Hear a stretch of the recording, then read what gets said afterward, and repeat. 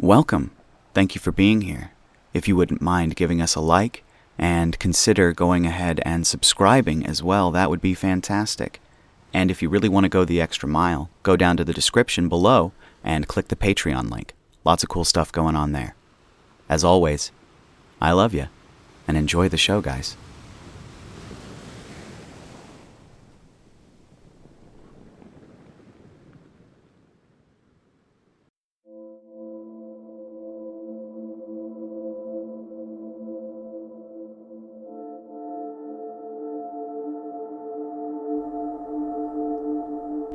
Beast by user Jake the Snake Bake Cake.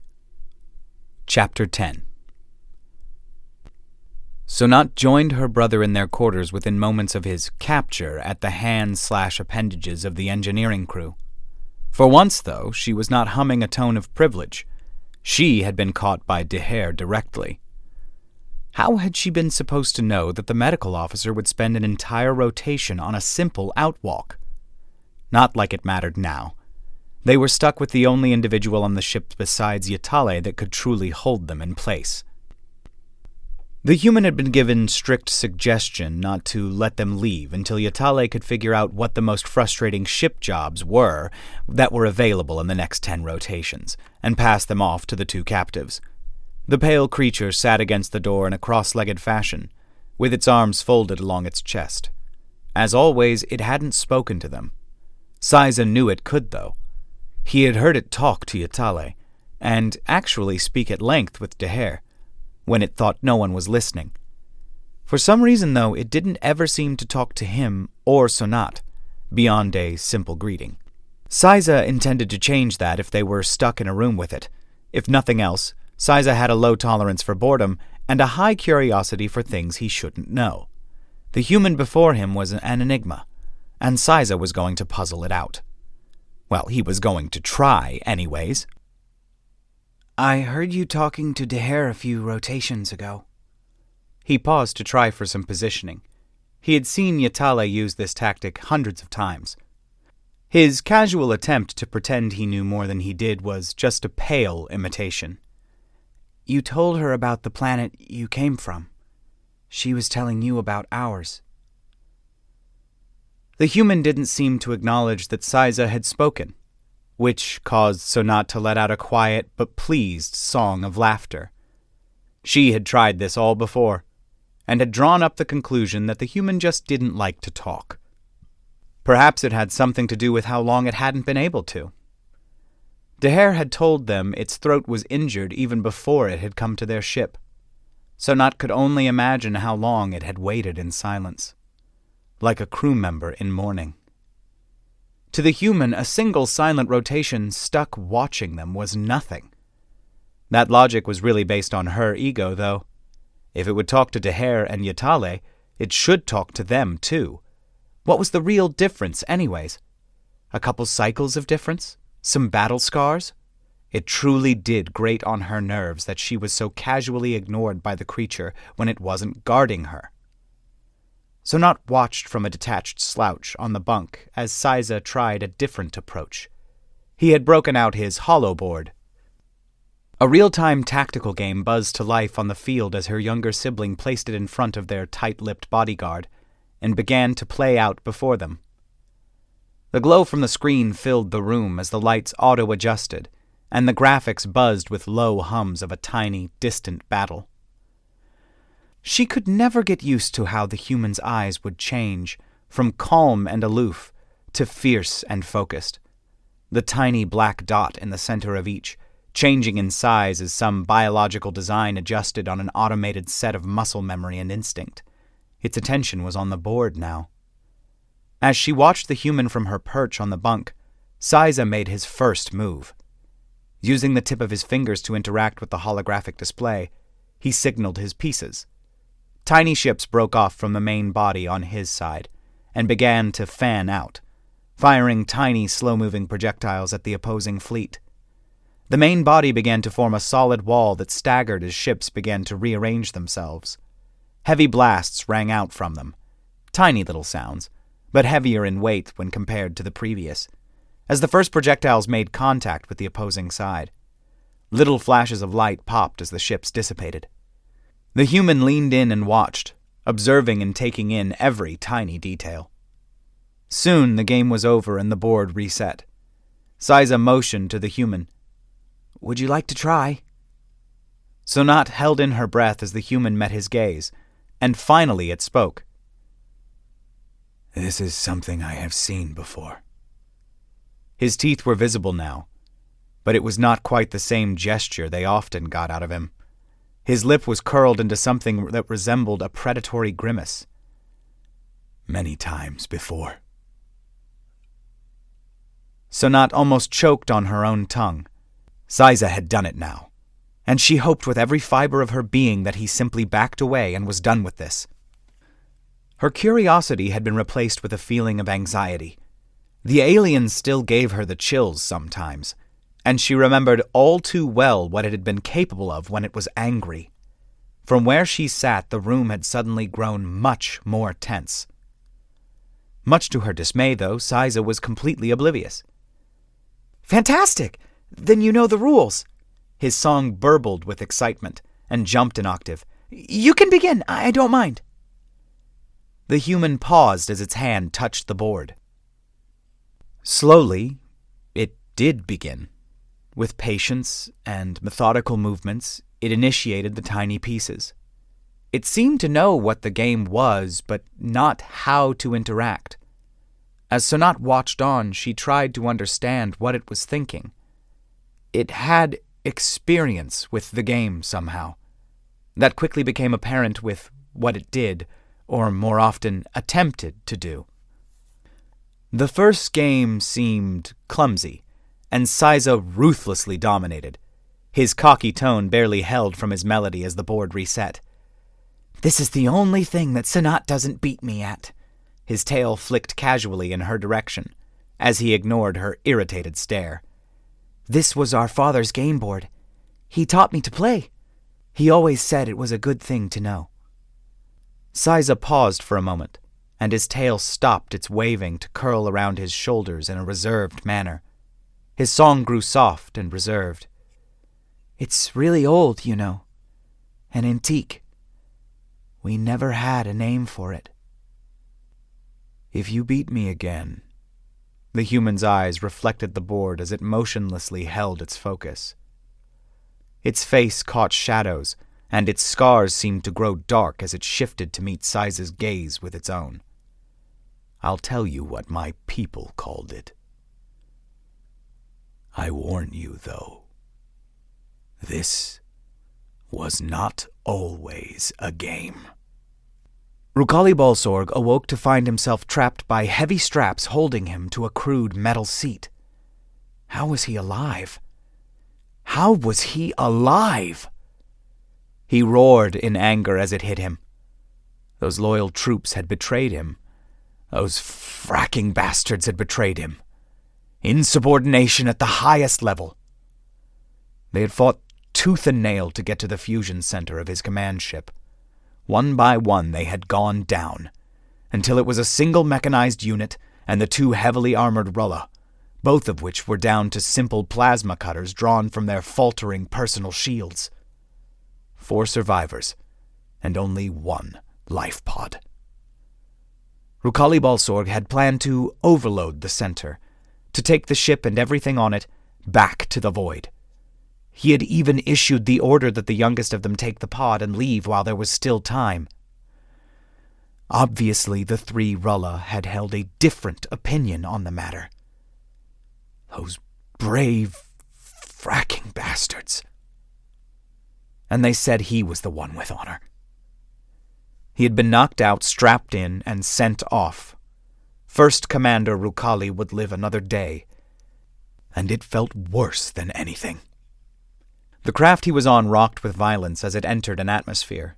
Which one, he could only speculate, as there were no windows. The life pod had probably seen better cycles. Sparks and flashing lights emitted from every possible place, and the monitor cut in and out too quickly to get any real information out of it. Turbulence rocked them, and the monitor cut loose entirely, slamming into the side of the inner hull.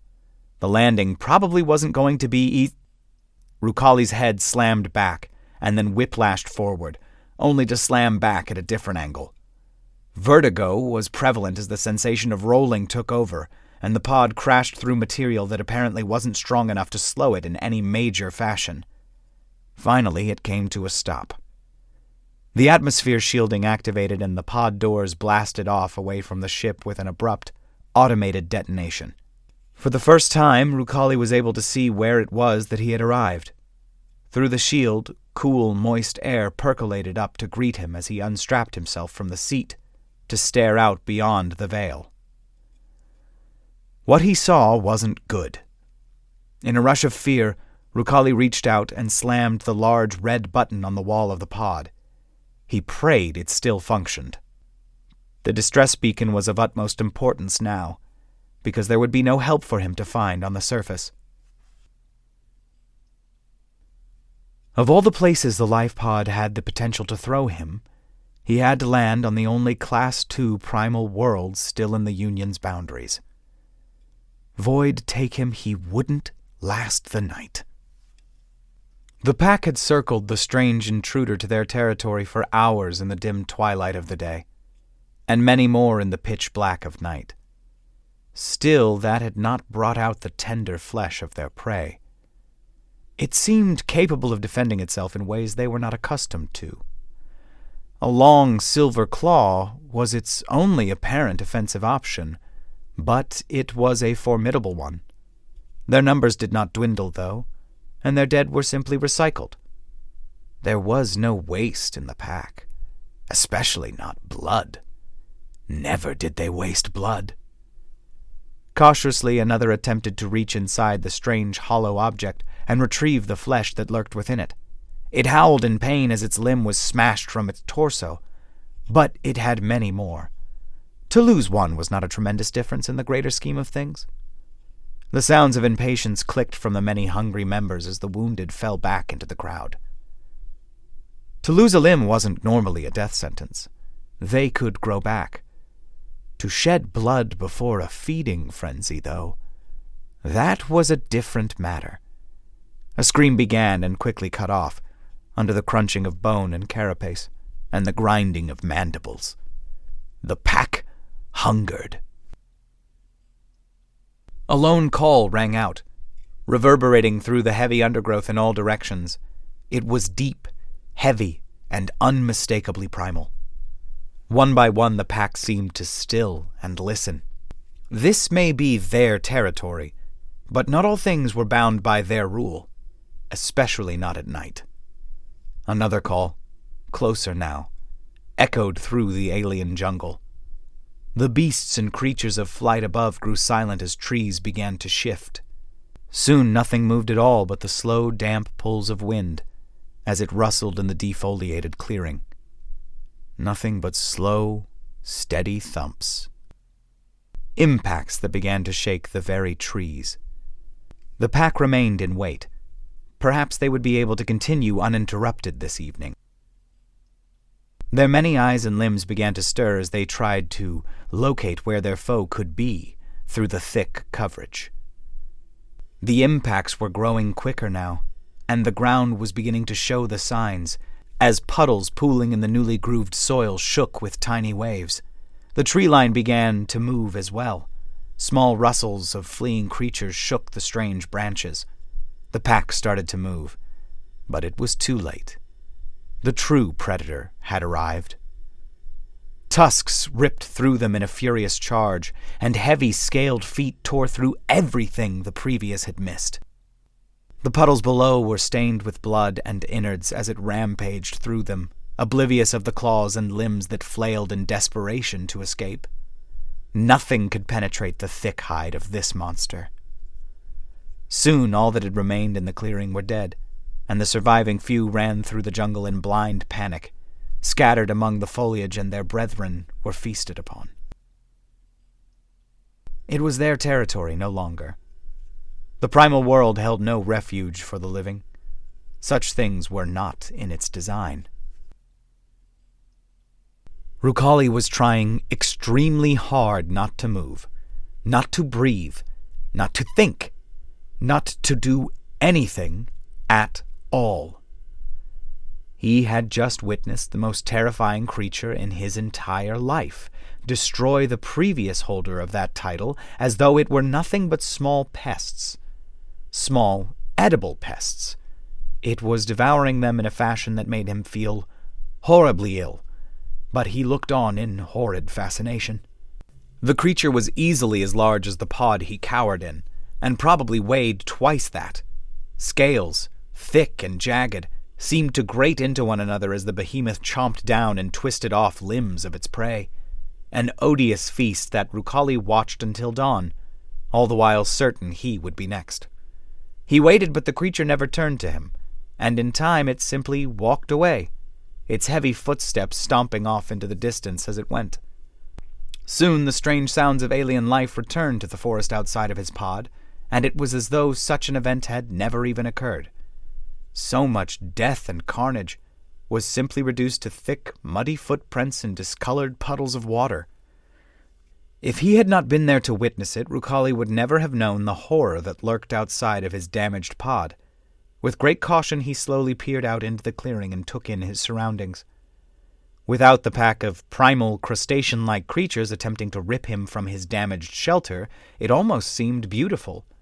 The plant life was like none he had ever seen before, and the sky above was simply a pale fog that stretched on for eternity.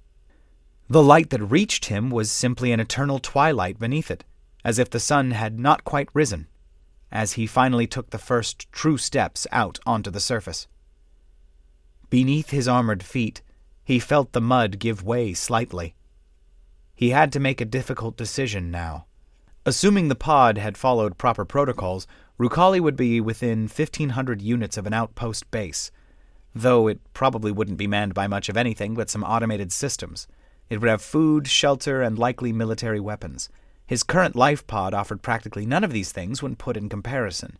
Any rations that might have been stored had been destroyed upon landing, and the shelter against the elements wasn't very useful if the life on this planet could simply walk in and kill him. Quickly he searched the outside of the pod for any undamaged compartments and finally found the lucky break he had been waiting for. A small locker on the outside had actually survived the re-entry, and inside was a full military gear kit, complete with a light shielding stretch suit. Wasting no time, he shed his shambled mess of armor. His body seemed light and strange without it. A huge weight taken off of him, which mattered all the more in this level of gravity he was experiencing. Compared to the force applied on his command ship, the planet had a tremendous amount of pull, and his limbs were already feeling it. He had always been physically weak when compared to many of the species that had been under his command, and in the pale light of the planet, his thin legs and arms seemed very frail. From some no-name species and orphaned very young, Rucali had only been able to survive by enlisting. To this day he had never seen another of his kind to compare with, but he suspected something was physically wrong with him. His body had always been weak, and only nanobot treatments on a cyclic basis kept him from true deterioration. They had been one of the reasons he had enlisted at first, for the medical treatment. Orphans along the fringes only had one real option anyway, and that was to join the ranks. They took anyone they could get, and it didn't matter who or what you were. Rucali had grown up aboard a ship that was constantly engaged in battle, constantly on the move from planet to planet, purging one system after another. It was only on rare periods of leave that he ever truly stepped onto soil. Strange as it might sound, he almost felt as though the heavier gravity was good for him, as if he had been craving it. Donning the armor, it was decided then that he would have to leave while he had the chance. A HUD screen adjusted to his facial layout as he powered up the suit, and began to live feed the available information. Several other pods had landed, but no signs of life pinged him. It appeared Rucali was on his own. Mounting the small light pistols to his hip, he paused, and then picked up the piece of metal he had been using to defend himself prior to that point. It was a crude thing, simply a bar that had been broken off from the shelving upon landing, only 2.5 units in length. It was still stained with gore from the long night. One side of it came to a jagged point where the metal had been shattered. A primitive spear. Truly a fitting weapon for the situation at hand. and probably far more effective than his sidearm considering what he had already witnessed on the planet's surface. Shouldering the metal rod, he began to make his way toward the nav point indicated on his HUD screen. Hopefully the base was still in one piece and he could make it out of this mess and get back to the 33rd line. Void only knew what would happen if they couldn't get that hole plugged in time. Alright guys, that's going to do it for this one. Thank you so much for being here. I am still battling some kind of fucking cold that just will not go away. Like, man, I'm tired of this. I wake up in the middle of the night coughing. I don't know what's going on with me, but I'm sick of it. Anyway, guys, thank you so much for listening to this one. I really do appreciate it. Like, comment, subscribe, do all that fun stuff. Working on getting my freaking video files back right now because I accidentally deleted all of them for the video, like backgrounds and stuff and intros and all of it.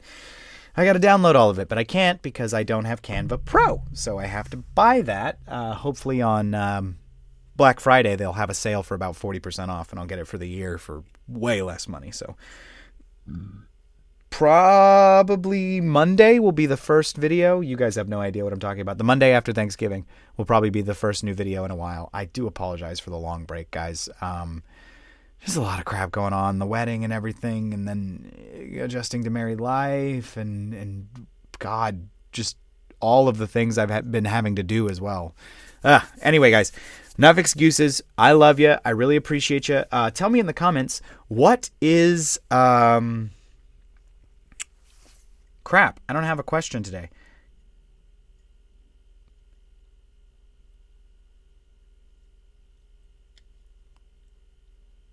Oh, here we go.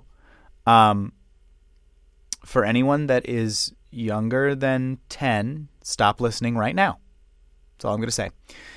What age did you find out that Santa Claus was not real if you celebrate Christmas and believe in that tradition of Santa Claus? Or Krampus, or, anything of that nature, Tooth Fairy, the Hanukkah Santa? That's not a thing. What's the one for... Fuck, what's the one for... Oh no, not the Tooth Fairy, not Santa Claus. Not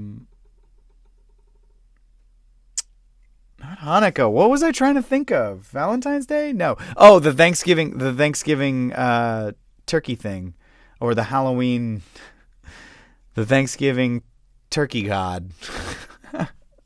Anyway, guys, thanks for watching. I will talk to you in the next one. Bye.